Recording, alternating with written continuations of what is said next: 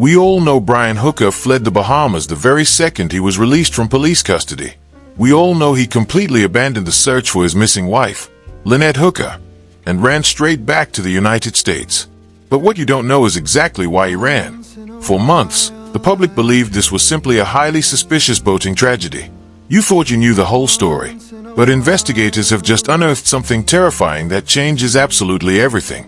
Hidden deep inside a Michigan courthouse, locked away in decades-old files, a ghost from Brian Hooker's past has just spoken up. We have just obtained newly surfaced, highly confidential court documents that expose a dark, terrifying history Brian Hooker desperately tried to bury. These sworn legal files reveal that Lynette Hooker's disappearance was likely not an ocean accident at all.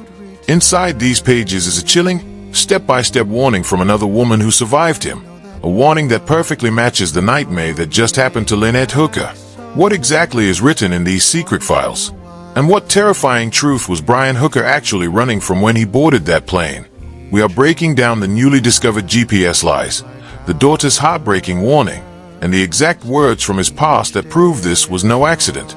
You need to watch this until the very end, because the secret hidden in these court documents will leave you absolutely speechless. The nightmare began as a dream vacation. Brian Hooker and his wife, Lynette Hooker, were living a life most people only dream of, retiring and sailing the world on their 50-foot sailboat, the Soulmate.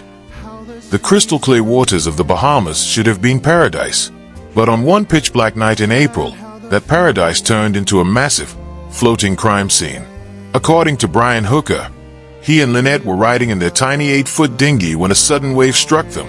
He claims Lynette Hooker bounced off, fell overboard, and vanished into the dark, unforgiving ocean that on the surface, it sounds like an unimaginable tragedy.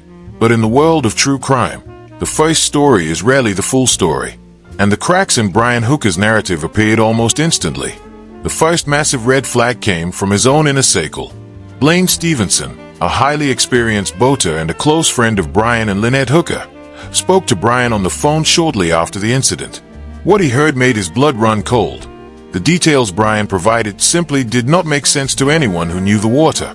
Brian's timeline regarding the weather, the exact time the sun set, and his claim that they weren't wearing life jackets completely defied logic.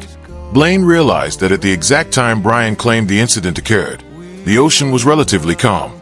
There were no massive, rogue waves capable of tossing an adult woman out of a boat. Furthermore, Brian Hooker was a highly skilled sailor.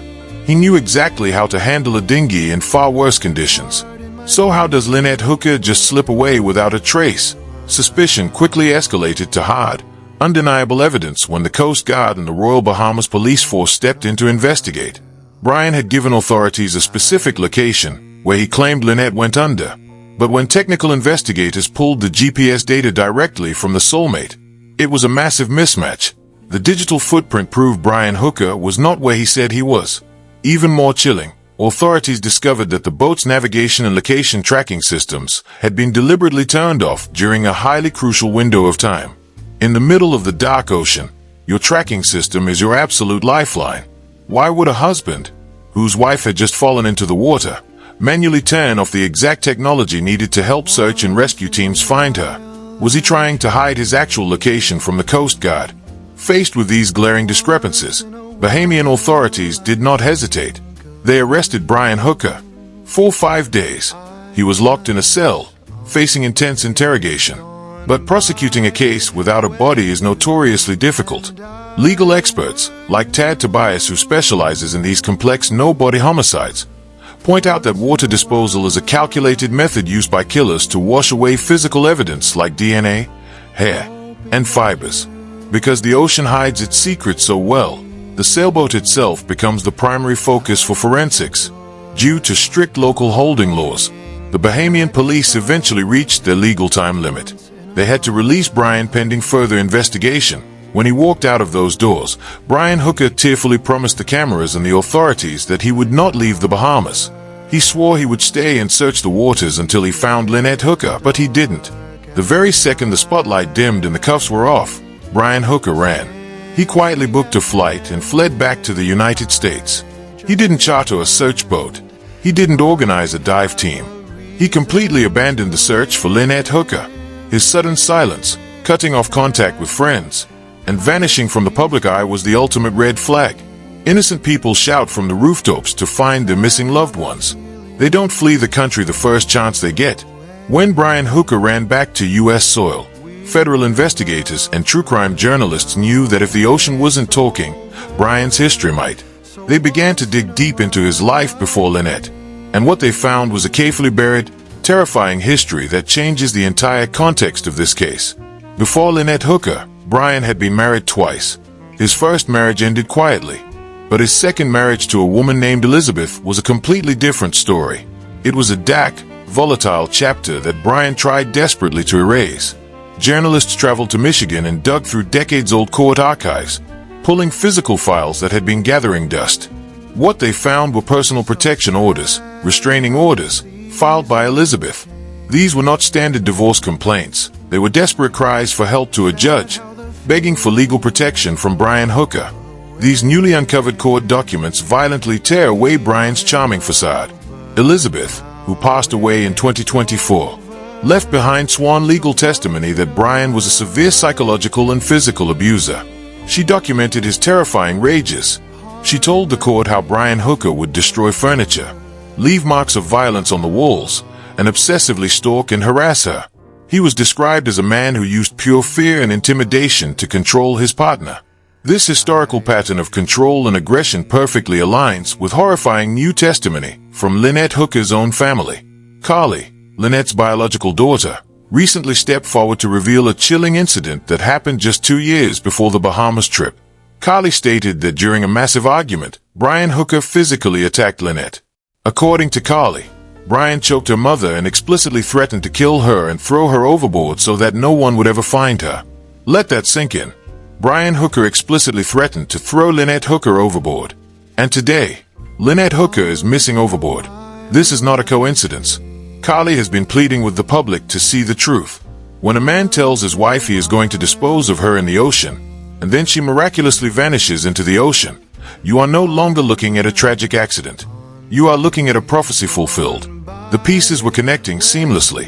The GPS lies, the mismatched weather reports, the immediate flight from the Bahamas, and the daughter's terrifying testimony all pointed to foul play. But investigators needed an undeniable link to prove that this was Brian Hooker's specific pattern of behavior. They needed a smoking gun from his past, and that is exactly what they found buried deep inside Elizabeth's court documents. Now, we arrive at the most chilling revelation of this entire case. The exact wording hidden inside these new court documents that left seasoned investigators completely stunned. In her desperate plea to the judge for a protective order, Brian Hooker's ex-wife, Elizabeth, swore under oath to a very specific, calculated threat. She wrote, in her own handwriting, that during a terrifying phone call, Brian Hooker warned her not to cross him. If she did, he promised that she would suffer an accident. Listen to that word closely. An accident. Elizabeth was so terrified that she pressed him, asking him to explain exactly what he meant by that warning. Brian Hooker's chilling, cold-blooded response was recorded forever in the court file. Everyone knows how I am. There could be an accident. He didn't threaten to just hurt her. He threatened to stage a tragedy. Fast forward decades later, and his current wife, Lynette Hooker, vanishes into the Atlantic Ocean. And what is Brian Hooker's exact defense to the police? She fell overboard. It was an accident. This is the smoking gun. These court documents prove that Brian Hooker weaponized the concept of accidents to control and terrify the women in his life. The undeniable parallel between his ex-wife's documented legal fear of a staged accident and his current wife's fatal accident at sea completely shatters his defense. Brian Hooker didn't just panic in the Bahamas. He executed a dark pattern of behavior that was documented by a judge decades ago. Right now, Brian Hooker is a free man. He is reportedly moving between California and Michigan, keeping his head down, likely praying that the public loses interest and this investigation goes cold. Meanwhile, his sailboat, the Soulmate, remains tightly secured in the custody of the United States Coast Guard. It sits as a silent, seized witness to whatever truly happened to Lynette Hooker that night. Forensic experts are actively tearing that boat apart, searching for the smallest microevidence, a broken rail, a scuffed deck, any sign of the violent struggle that Lynette's daughter warned us about. But more importantly, these new court documents have handed prosecutors the ultimate key. in a no-body case. Proving the suspect's state of mind is the hardest hurdle.